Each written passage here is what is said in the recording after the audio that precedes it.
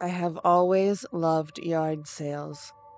About 2 years ago, I was just driving around looking for yard sale signs, gradually going further out into the rural country and enjoying the scenery. I saw a yard sale sign off of the road next to a big rock with something religious carved into it. Anyways, I figured it's probably got some good stuff if it's a church organization, so I decided to go.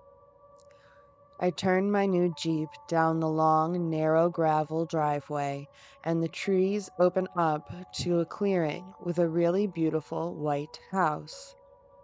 They have long tables spread out with folded clothes, kid toys, etc., but nothing I was really interested in.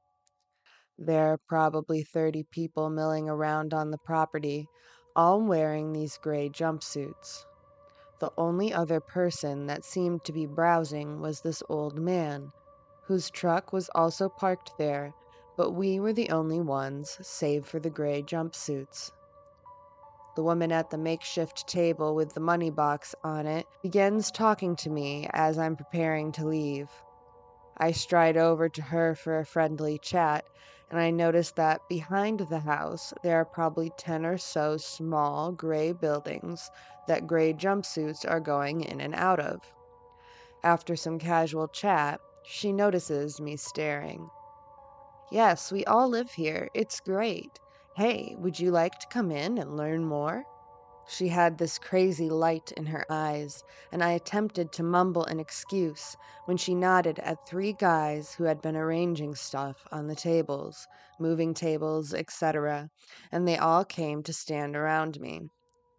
Really, come inside. We preach peace and the Word of God. You'd really like it.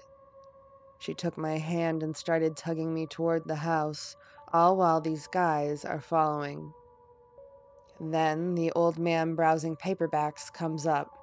He looks at the woman and says, "Sorry, ma'am, we both really gotta be going. I don't think she's interested." The woman looks shocked but lets go, and the guys step back. He's a scrawny old guy, and I'm a petite woman, but that badass old man grabs my arm and hustles me over to my Jeep. As I'm thanking him and yelling back to the people to have good luck with their yard sale, he mutters in a low voice, "You really need to get out of here."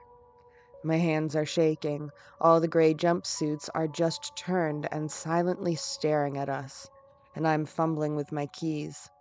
The old man stands by my rolled down window, and I fumble to start the car and try to back out of the narrow gravel drive.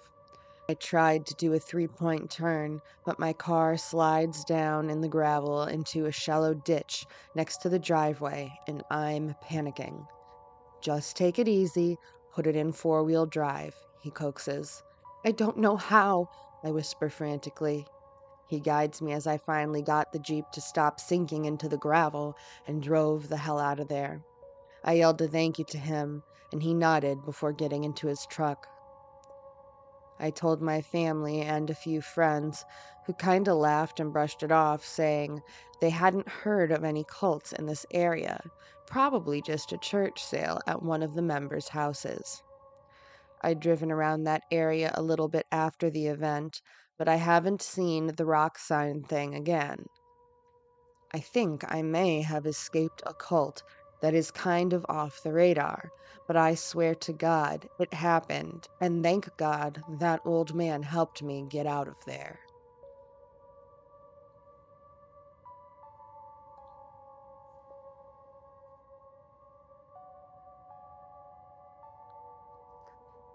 I have lived in the same apartment for 4 years.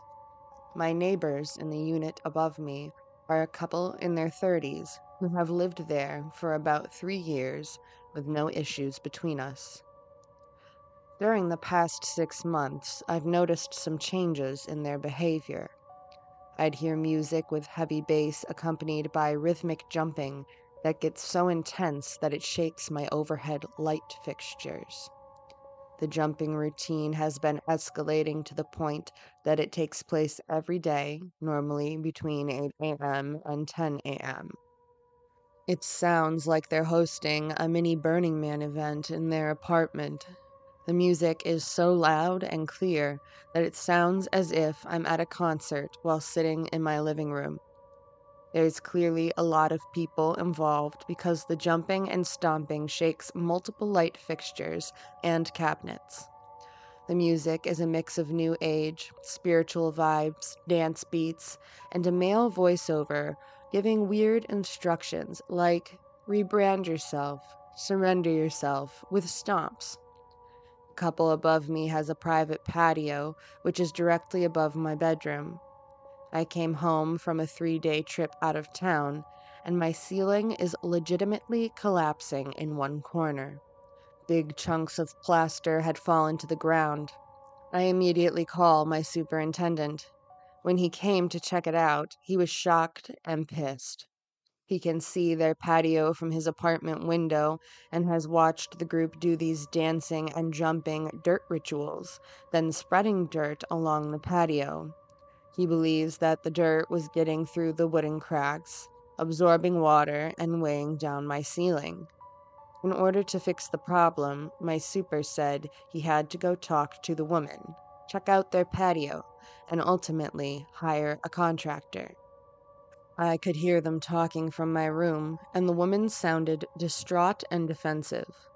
When my super left, he called me and warned me that she might try to come down to my apartment and demand to see the damage, but don't let her in. She started playing her music again, relatively loud, kind of like a warning shot. Today, I went to run a quick errand in the neighborhood. When I returned, the couple was again standing on the sidewalk. They proceeded to follow me into the building and then waited until I was opening my apartment door to confront me. They were both wearing creepy, fake smiles and started interrogating me. They asked, "Is your ceiling really collapsing? When did it start? Do you think it was related to the recent rainfall? Because our patio is just fine." I was a little uncomfortable. Were they waiting for me outside? How did they even know I left the building? I confirmed that the damage is pretty bad and that I don't want it to fall during the winter. They seem satisfied enough, so I told them to have a good day and shut my door. I'm getting the sense that they're nervous about what the contractors will find when they tear open their patio. What the hell is up with the dirt rituals? Who are these people she's working with? I don't know what they look like or why they're available to stomp around on weekdays. The repair work has started on both sides, but the contractors will come on Wednesday for the grand reveal of what's making my ceiling collapse. In the meantime, I feel like I need to be on alert and keep my eyes out for these people. They seem scared and in denial of the problem. They also ambushed me. Hopefully, it's over soon.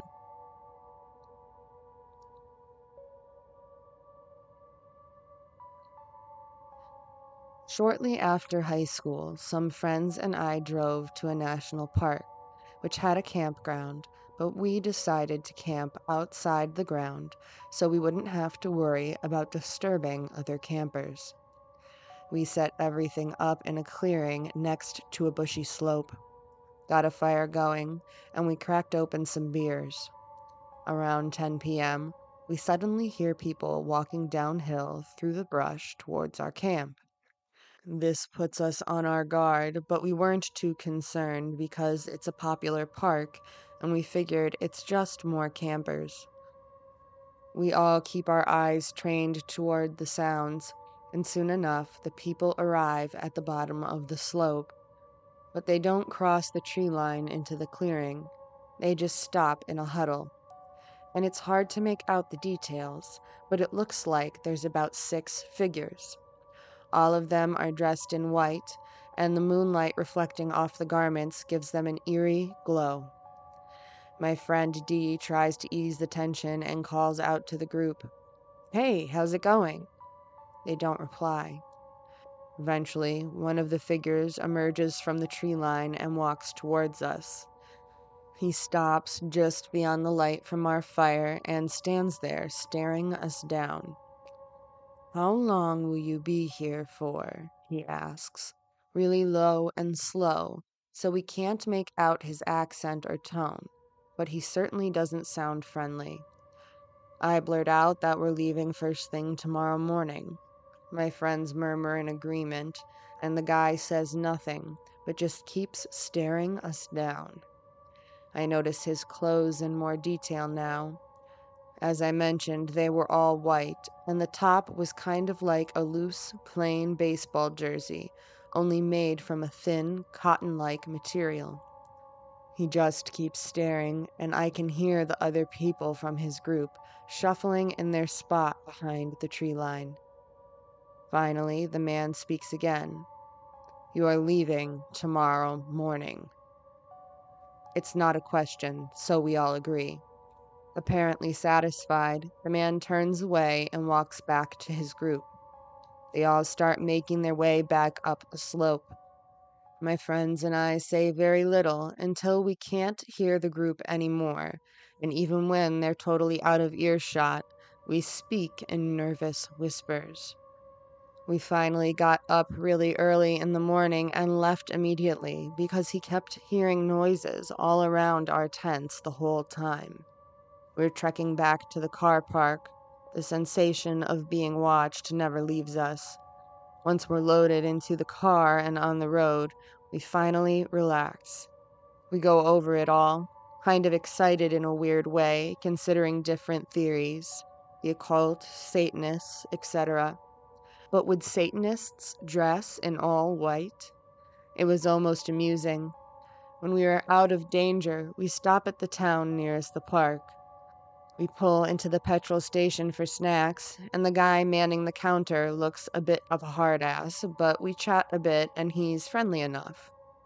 We tell him about running into some weird people last night in the park. He makes us explain in detail what happened. After he's heard our story, I expect him to laugh it off, but he doesn't laugh.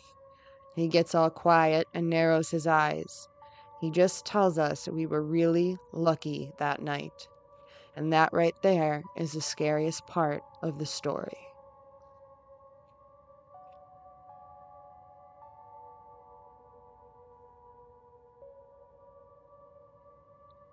My childhood best friend, Joe, and I grew up in Ohio in the 70s and were outside all the time we could manage it. Joe lived on a farm that bordered a pretty big forest, and my parents would drop me off in the morning, and we'd stay in the woods all weekend. Something we loved to do was walk the railroad tracks out into the country. After high school, me and Joe both left home but always stayed in touch and tried to coordinate visits so we'd see each other occasionally. One night, me and Joe got to talking about our railroad trips as kids. Nostalgia hit, and soon we decided to take a day, walk the rails, camp one night, and walk home. The day came. We started out early in the morning. We had my wife drop us off at our old spot where we used to start, right outside our hometown. She thought this was absolutely crazy and made sure to mention it. When she pulled away, we actually took the opposite direction of the tracks, just to be adventurous. We knew the land well, we had a map, so we set off. Before night started to set in, we picked a spot to camp. It was a thick, forested area, trees on every side of the train tracks, so you felt like you were in a tunnel. We had brought small hammocks to sleep on, but before we set them up, we decided to do a little scouting of the perimeter. We figured if we didn't see anything from on top of this short hill, we'd be fine. But when we got to the top, we saw an old building down at the bottom, about 100 yards into the woods. From where we were, there didn't look to be anyone in it either. All was quiet, no movement could be seen. We decided to walk a little closer just to make sure. We came down the hill very slowly, and as we neared the building, we saw it wasn't a sugar shack at all. It was an old church. It looked like it had been abandoned for years. A cross still stood on top of the place, weathered black. None of the windows had glass, and there were no doors, just open doorways. We got close enough to see the inside. There were rows of pews and a built-up section in front for a preacher to stand. We didn't go all the way in. We didn't want to. Beyond all that, there was no sign of anyone else. No footprints, no paths, no roads. It was an abandoned church. We left immediately and went back up the hill to our spot we had picked to camp. Having a hill between us and the church made us feel better, but we were still a little uneasy. We chalked it up to the natural creepiness seeing a church in the middle of the woods would elicit. Besides, at this point, it was dusk, and we just decided to rig up our hammocks and go to sleep and move on at early morning. Night set in, and as we lay in our hammocks hanging out, we began to hear something in the direction of the church. Our conversation about it went a little like this. "Do you hear that? What is that? It sounds like people singing." And it did sound like singing. We both slid down out of our hammocks and hunkered down, straining to hear more. We listened for a minute or two, and the singing continued, but it wasn't getting louder. Finally, we decided to creep back up the hill and see if we could spy where the sound was coming from. The moon was barely out, but it provided enough light so you wouldn't walk right into a tree, but it was near pitch black. We didn't use flashlights as we crept slowly up the hill, and we didn't talk. When we got to the top, we saw light in the distance. It was coming from the church, and the singing was coming from inside. The light looked to be candlelight from the way it flickered, and though we tried, we couldn't make out what was being sung. It sounded like church music, but in another language. We sat and watched for a while, trying to see who was in there, but we only saw occasional shadows. We had no intention of getting closer either. We had about a football field length between us, and we aimed to keep it that way. The singing continued for a bit, and then it stopped. After that, a booming male voice began to chant. I was already freaked out, but this voice thoroughly scared everything out of me. It sounded like some Old Testament preacher you see in movies, but again, it was like he was speaking in a different language because we couldn't understand a single word. Eventually, it got to where the single male voice would say something, and then a bunch of voices would answer in song. This lasted a while, and then they all broke into this long, sustained wail that just kept getting louder. It got so loud and so disturbing that I covered my ears. Then it stopped. At this point, I was just getting ready to say, "Let's get out of here," when Joe put a hand on my shoulder and hissed, "They're coming out." We were far enough away that we couldn't make them out really well, but what we could see was a line of figures walk out the open doorway, all holding hands in a single file. We could see some of them had flashlights. They began to sing again, and the light from the flashlights began to move towards us and the hill. We booked it back down to our campsite, grabbed our stuff, and ran to the tracks. Once there, we ran down the tracks in the direction we had come from. After a few minutes, we stopped and looked back. We saw lights coming down the hill. They were moving erratically, like whoever was holding them was shaking them. We continued to run in spurts until eventually we stopped seeing the lights and came to a road. By our map, we knew a small town was about 15 minutes down it. We walked there, got to a 24-hour gas station, and called my wife to come get us.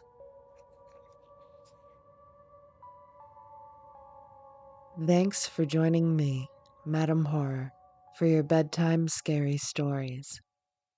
If you enjoyed this video, hit the like and subscribe buttons. It helps a lot. If you have a story you would like read on this channel, send it to me at madamhorror1@gmail.com. Join me next week for more stories of the unknown.